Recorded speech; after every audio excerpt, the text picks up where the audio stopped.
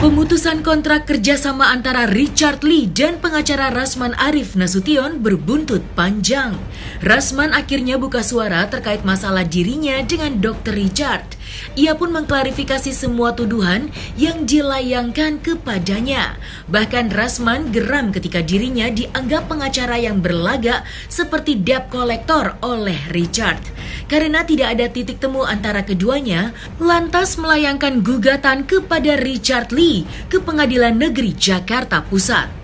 Lantas, seperti apakah penjelasan Rasman terkait masalah dirinya dengan Dr. Richard? Masalah Richard mengatakan bayar honor saya, itu kan ada semua dasarnya. Yang saya mau katakan, kami tanda tangan kuasa, dia datang ke Pekanbaru mengejar saya, minta tanda tangan kuasa malam-malam, dini hari bahkan. Dan ingat, Richard itu teken kuasa karena dia sudah takut akan ditahan di Polda Metro. Kasus laporan Kartika Putri. Setelah dia lihat saya membantu dia, maka dia sepakat membuat kontrak di perusahaannya. Jadi kalau urusan saya dengan Richard terkait dengan Kartika Putri dan legal access dicabut kuasanya, mana mungkin yang perusahaan tidak dicabut? Itu kan satu rangkaian peristiwa. Emang saya bego? Enggak dong. Jadi untuk urusan Richard, insya Allah dalam waktu dekat kita, dan siapkan saja dirimu bertarung kita di pengadilan. Richard ngapain dia preskon? Justru preskonnya itu senjata bagi saya untuk mematahkan dia di pengadilan. Saya nggak bilang kok, saya nggak nuduh dia debt collector. Kan dia bilang seperti debt collector. Seperti debt collector. Seperti mempeloroti. Seperti, itu artinya mencontoh. Misalnya, Andi kau seperti monyet. Itu justifikasi bos. Rasman, pengacara saya, dia nggak sebut nama, tapi di awal nama Rasman terus. Dan preskon itu terkait dengan Rasman. Dia sebut seperti, justifikasi. Maka tunggu bagian kau, Richard. Makanya kau tuh belajar. Ini orang nggak sadar diri ya. Heran saya, udah diangkat, tolong. Masa kau lupa kau? Saya datang ngurusi kau, bini kau udah begitu repotnya nangis-nangis, istri saya setengah mati. Meyakinkan, menenangkan bini kau gitu. Kau bilang kencing pun nggak sempat segala macam. Waduh. Dibilang lagi, kita cari pengacara untuk kenyamanan. Masih ada rekamannya di sini, bro.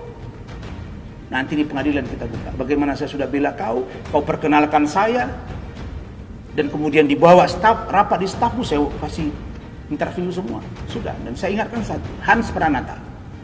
Hans, kau jangan terikut cara main Richard. Jangan nanti kau terjebak. Karena sesungguhnya Richard pernah cerita tentang saya terkait kau. Tapi saya nggak perlu bilang apa. Tapi nanti di saat saya akan. Sebagaimana yang diketahui bahwa Dr. Richard Lee sebelumnya telah buka suara tentang pemutusan kerjasama dengan pengacara Rasman Arif Nasution. Dia menegaskan dirinya berhak memecat Rasman sebagai kuasa hukumnya. Menurut Richard, dia membutuhkan pengacara untuk memberikan ketenangan dan kenyamanan, bukan malah sebaliknya, mendapatkan ketakutan seperti menghadapi debt collector atau rentenir. Meski demikian, Richard mengaku pada tanggal 27 Desember itu, ia hanya mencabut kuasanya dalam menangani kasus dirinya dengan Kartika Putri. Namun Rasman masih tetap menjadi pengacara perusahaan miliknya, karena perusahaan miliknya masih memiliki ikatan kontrak jangka panjang dengan Rasman Nasution. Merespon pengakuan Rasman yang mengatakan bahwa ada kewajiban yang belum dibayarkan, Richard mengaku jika fee yang dibayarkan selalu full sejak Desember dan Januari. Lantas, apakah yang menjadi alasan sehingga Richard Lee pada akhirnya memutuskan hubungan kerja dengan pengacara kondang tersebut? Yang pertama, saya tidak pernah melakukan pemutusan hubungan yang semena-mena dengan Bapak Rasman. Ya, sebagai mantan pengacara saya nggak pernah memutus secara sepihak dengan semena-mena. Sebelumnya, izinkan saya mengucapkan terima kasih terlebih dahulu, karena sedikit banyak beliau telah banyak membantu saya dan usaha saya. Ya. Ada beberapa note yang mau saya sampaikan. Yang pertama, sebagai seorang klien sebenarnya berhak untuk mengganti siapapun pengacaranya. Siapapun kliennya itu berhak untuk mengganti siapapun pengacaranya. Saya pikir itu bukan permasalahan yang besar dan pantas untuk diheboh-hebohkan. Apalagi kalau pengacara tersebut itu tidak satu visi lagi dengan kita. Tujuan saya mencari pengacara adalah mencari kenyamanan. Jadi semua orang tuh mencari pengacara itu untuk cari ketenangan, kenyamanan.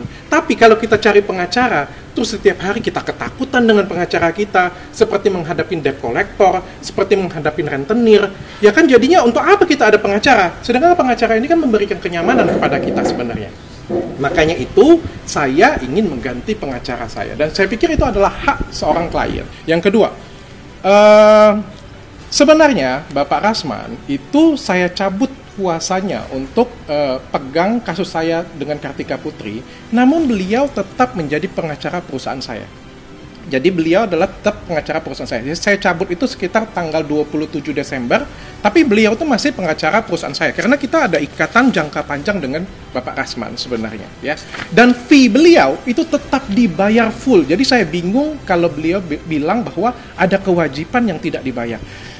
Fee bulan Desember, fee bulan Januari itu semua dibayarkan dengan full sebenarnya, ya. Yang pertama, sebenarnya seorang pengacara kan tidak boleh menjelek-jelekkan klien. Itu sudah jelas sekali ada etikanya. Tidak boleh menjelekkan klien, membicarakan klien dengan cara yang tidak hormat, melakukan kompresi pers tanpa izin kliennya, apalagi membuka rahasia kliennya. Saya pikir itu merupakan tindakan yang tidak pantas, ya. Kalau kita lihat di sini, beliau pada bulan 31 Desember, ya, beliau membuat postingan yang indikasinya mendiskreditkan saya. Di sini kan judulnya Rasman Arif curiga Dr. Richard bla bla bla, ya, kayak gitu punya, ya. Padahal beliau itu masih pengacara saya loh sebenarnya. Masih pengacara perusahaan saya yang dibayar oleh saya. Jadi kan beliau kan hanya saya cabut kuasanya saja untuk kasus yang sedang berseteru di kantor polisi. Di bulan tanggal 31 Desember juga bahkan beliau melakukan tulisan ada indikasi keras, ada dugaan keras bahwa Dr. Richard juga membuat krim abal-abal. Aduh, di mana? Tolong dibuktikan. Sampai sekarang kan nggak ada buktinya ini. Saya punya ada krim abal-abal. Lucu ya, saya ini lakukan edukasi terus-terusan tentang krim abal-abal. Nggak mungkin saya menjual krim abal-abal, kayak bunuh diri jadinya. Tapi kan tulisan seperti ini kan cukup mengganggu saya. Saya masih tetap mengelus dada lah. Mungkin dia lelah. Ya kan saya nggak tahu ya, mungkin dia juga capek, lelah. Ya, saya nggak mau lawan, ada saya berbicara, saya tidak berbicara. Kenapa saya tidak berbicara? Saya tidak menggunakan hak saya untuk berbicara, karena saya menghormatin beliau, dan saya menghormatin kantor hukum beliau. Jadi saya tidak sedikit pun berbicara. Yang kedua, kenapa alasan saya memberhentikan mantan pengacara saya, beliau tetap saya, fee-nya tetap saya bayarkan. Lalu ya tentu kita akan memberikan pekerjaan. Ya, saya telah memberikan pekerjaan untuk mereview dokumen hukum punya saya. Itu berlangsung dari, kalau saya nggak salah, bulan Oktober. Bulan Januari tidak dikerjakan, sehingga kita berkirim surat. Tolong segera dikerjakan. Ini bukti pengiriman suratnya juga sudah ada. 2 kali saya membuat surat, tolong dikerjakan. Lalu yang kedua juga, tolong dikerjakan. Karena kan ini kan ada kepentingan bisnis ya. Beliau kan adalah pengacara saya. Bisnis saya kan tetap harus jalan nih. Beliau harusnya mengerjakan, ya kan fee-nya dibayar, beliau adalah tetap pengacara saya, harusnya tetap mengerjakan tugas yang diberikan oleh kliennya. Namun tidak digubris. Ya tentu saja setelah pekerjaan tidak digubris, dari perusahaan mengeluarkan surat pemutusan hubungan kerja. Ya nggak mungkin kan dibayarin terus, dibayar, kita membayar pengacara untuk mengejek-ngejek kita, untuk menjelek-jelekkan kita, terus kita kasih pekerjaan juga tidak dibayar. Itu alasannya. Ada beberapa hal yang saya pengen komentari. Saya diam selama ini. Ya. Jadi di bulan Januari ada tulisan yang seperti ini punya. Lagi-lagi beliau konferensi pers dan saya tidak menanggapin apa-apa.